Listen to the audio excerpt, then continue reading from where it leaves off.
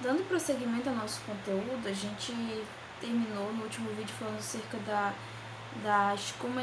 escala de Coma de Glasgow. Então a gente falou sobre esse meio que ele é utilizado para dar uma avaliação sobre a questão da como se encontra o estado neurológico de uma pessoa.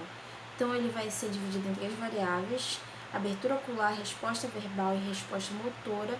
E conforme como a pessoa responde a esses 3 pontos, eu vou ter uma certa pontuação que no final, de acordo com essa somatória, eu vou saber se a pessoa apresenta uma lesão grave, ausência de lesão, lesão mínima, média, de acordo com o que ela for responder.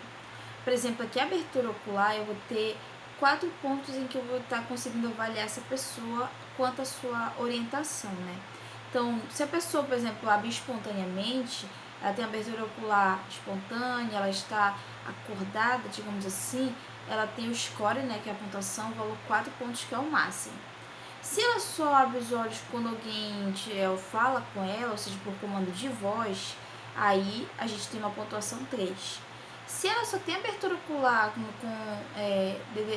na questão relativa à dor, no caso quando eu pressiono, quando eu toco em alguma parte sensível, e aí então ela vai ter essa abertura ocular, aí a pontuação vai ser 2, a voz é 3, a da dor é 2, e quando ela, mesmo com a questão de tocar na pessoa, chamar, a questão de um processo doloroso para ver se ela reage, ela não tiver nenhuma alteração, nenhuma abertura ocular, então ela vai ter a pontuação mínima, que é 1. Então, com base nisso, eu vou conseguir ter essa pontuação e essa graduação de como vai estar essa primeira parte da variável, que é a abertura ocular. Resposta verbal, ela já vai ser 5 pontos em que eu vou estar avaliando ela. Então, se a pessoa está orientada, ou seja, ela responde, ela conversa, ela está ciente, ela está acordada, seja, por exemplo, no hospital, quando eu estou fazendo a avaliação dela, seja na questão de um incidente, uma situação de urgência, ela conversa comigo, ela explica a situação, a pontuação máxima ela recebe, que é os 5 pontos na variável resposta verbal. Se ela se encontra confusa, não lembra do que aconteceu, ela não consegue recordar, não consegue explicar, uma certa confusão é vista nesse paciente, a pontuação é 4. Palavras inapropriadas, ou seja, ela não tem um discurso lógico. A gente vai ter a questão de 3 pontos, ela fala coisa com coisa, não tem uma certa lógica naquilo que ela está falando. Palavras incompreensíveis, grunhidos, rugidos, a pessoa sussurrar, não conseguir falar, mas ela só emite sons que não tem uma compreensão, pontuação 2. E quando ela não emite nenhum som, a gente vai não ter nenhuma resposta verbal, a pontuação mínima, que é 1. Então a gente vai ter essas graduações aqui na questão da resposta verbal. Quanto à resposta motora, a gente vai ter 6 comandos aqui, 6 meios pela qual a gente vai ver como é que está essa resposta motora dessa pessoa. Então, se ela obedece aos comandos, eu peço para ela se movimentar, perceber se eu estou com uma dúvida, se ela está com uma certa sensibilidade, uma certa alteração de sensibilidade na área, eu peço para que ela movimente os braços, movimente os dedos, e ela faz o movimento normalmente. Então, ela tem a pontuação máxima, que é 6. Se ela consegue localizar a dor, ela pode até não conseguir executar a movimentação daquele membro, mas ela diz que está doendo naquele determinado espaço, naquela determinada área, ela vai ter o score, né, que é a pontuação de 5. Se ela tem um movimento de retirada, por exemplo, numa situação de urgência e emergência, sofreu um incidente, e aí no momento que ela for tocada para poder ser removida daquele local, e ela tem essa retirada, esse afastamento do membro em relação ao contato com o socorrista, ela vai ter a questão da avaliação do score 4. Se ela tem uma flexão anormal, ou seja, flexão, ela dobra o corpo de uma maneira estranha, diferente, anormal, score vai ser 3. Se ela tem uma extensão anormal, ou seja, ela fica esticada, ela tem uma extensão das pernas, dos braços de uma maneira que não é muito comum, a gente tem a pontuação 2, né, o score 2. E quando ela não tem nenhuma resposta motora, ela não tem nenhuma alteração, a gente tem o valor 1. Então, nesses 3 pontos, abertura ocular, resposta verbal e resposta motora, eu vou ter a pontuação máxima, calculando com base no que o paciente apresenta, de 15 pontos a 3 pontos, que é o mínimo. E aí a gente vai ter a graduação de saber quando é que esse paciente ele vai estar numa questão favorável, quando é que eu vou conseguir saber como é que está o estado mental dele. De um paciente que ele pontuar nisso tudo 13 a 15 pontos, ele tem uma lesão mínima ou ele pode não ter nenhuma lesão. Assim, se ele tiver o Glasgow 15, ele está totalmente normal e sem nenhum problema. Se o score ele vai de 9 a 12, a gente já tem uma lesão moderada aí devido a essas alterações daquilo que for apreciado pelo paciente. E se ele pontuar menos de 8, a gente já tem uma situação aí um pouco crítica, e conforme esse score ele vai diminuindo, a gente vai chegando a uma criticidade maior do estado desse paciente. Avaliação pupilar, a gente vai ver a questão também da avaliação da pupila, que é um dos meios que eu consigo avaliar a questão neurológica desse paciente. Deve-se avaliar o diâmetro, simetria e a reação à luz. Então eu vou ver como é que vai estar o tamanho das pupilas desse paciente, a questão se elas vão estar numa simetria parecidas ou diferentes, e se ela tem essa reação à luz. Então o diâmetro pupilar ele é mantido pelo sistema nervoso autônomo, que é ele que vai definir esse tipo de situação. Então aqui o parasimpático ele é responsável pela contração pupilar, que é conhecida como a miose.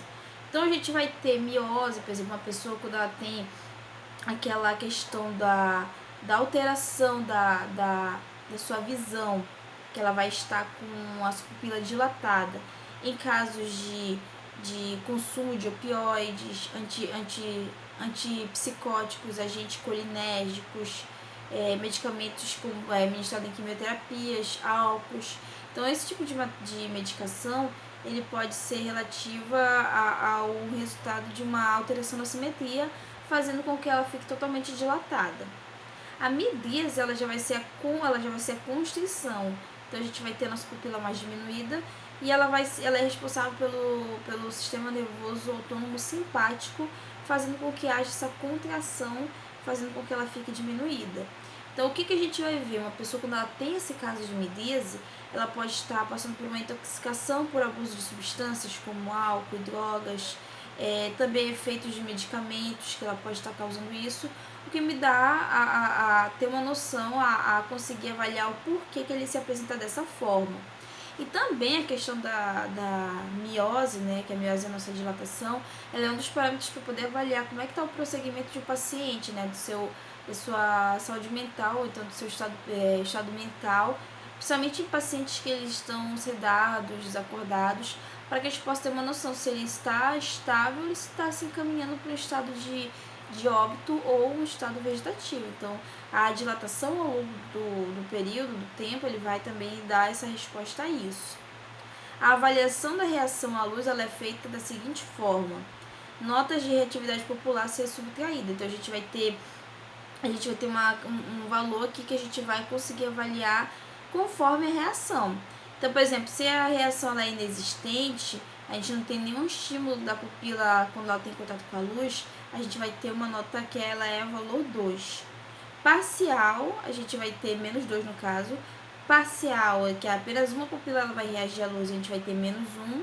E completa, quando as duas reagem ao estímulo da luz, a gente vai ter uma pontuação 0.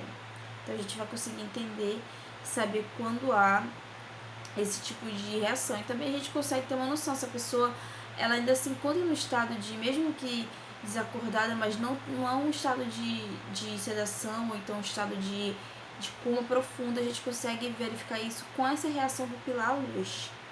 Pupilas do mesmo diâmetro são chamadas de isocóricas, né? Mesmo elas estando as duas dilatadas, as duas contraídas, a gente tem essa questão de estar isocóricas por elas estarem as duas do mesmo tamanho. Quando elas apresentam tamanho diferenciados, a gente vai ter a anisocoria, ou seja, uma vai estar dilatada, a outra vai estar contraída e vai causar essa diferenciação. Então, por exemplo, a gente pode ver essa anisocoria em casos como no sangramento intracraniano, quando uma vítima, um paciente, ele passa por um acidente vascular cerebral. Então, ele pode causar, né, desses sintomas para serem avaliados, essa alteração diferenciada da pupila. Algum trauma também ele pode gerar esse tipo de alteração, enxaqueca, convulsões, fatores que levam a essa diferenciação do tamanho da pupila para gerar esse tipo de alteração que não é comum. Na avaliação do controle do equilíbrio, a gente vai ter aquela questão da atividade motora dessa pessoa, se ela consegue ter o controle ou ela está passando por alguma alteração que faz com que ela perca esse controle da realização da atividade.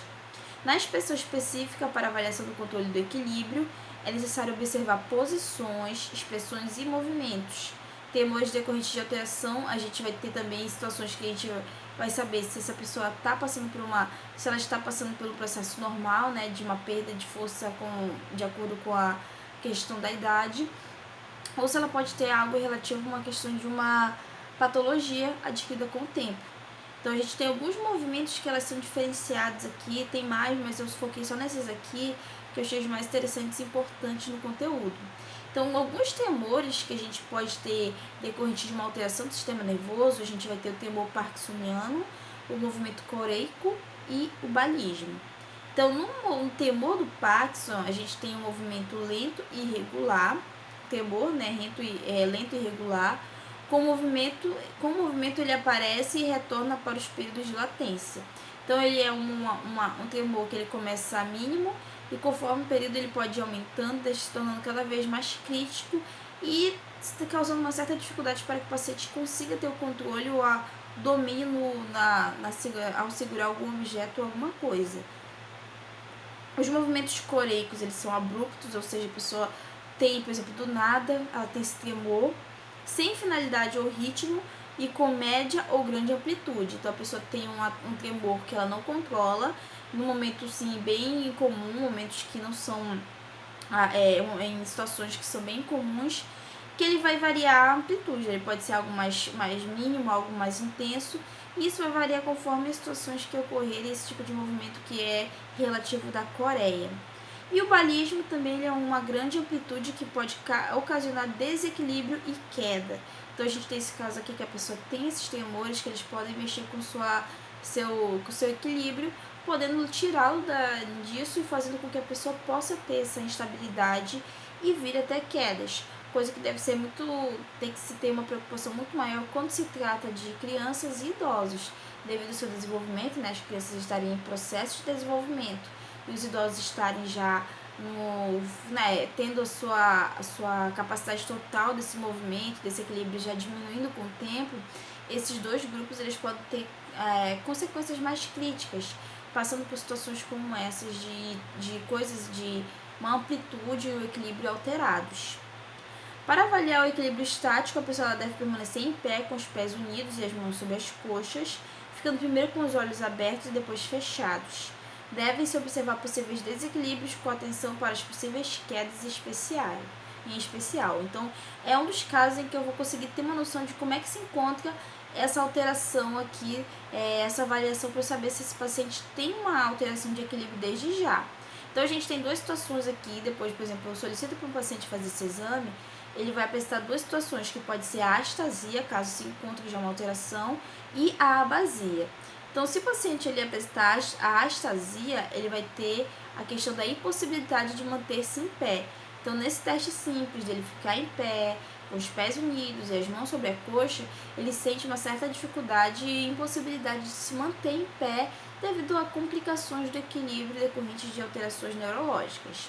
Já a abasia, ela vai ser a impossibilidade de andar. A pessoa já tem uma dificuldade de conseguir fazer a marcha após essa avaliação, devido, no caso, a marcha regularmente, devido ao seu equilíbrio, ele está instável e não dá possibilidade para que a pessoa possa realizar a atividade simples, que é a marcha e o andar. Para avaliar o equilíbrio dinâmico, é necessário solicitar que a pessoa caminhe normalmente e depois com um pé na frente do outro. Em um primeiro momento normalmente, depois nas pontas dos pés e por fim nos calcanhares. Então a gente tem essa graduação para saber como é que vai estar esse equilíbrio dessa pessoa. Seja ele aqui na questão de estar plano os pés, na ponta dos pés, nos calcanhares, eu vou conseguir ter essa possibilidade de saber se ele tem ou não uma gravidade nessa questão de se manter em pé, se manter equilibrado para executar suas atividades, ok? A gente vai continuar esse outro conteúdo agora no último vídeo, só falta esse, a gente finaliza nosso conteúdo e continuamos o próximo para as próximas aulas.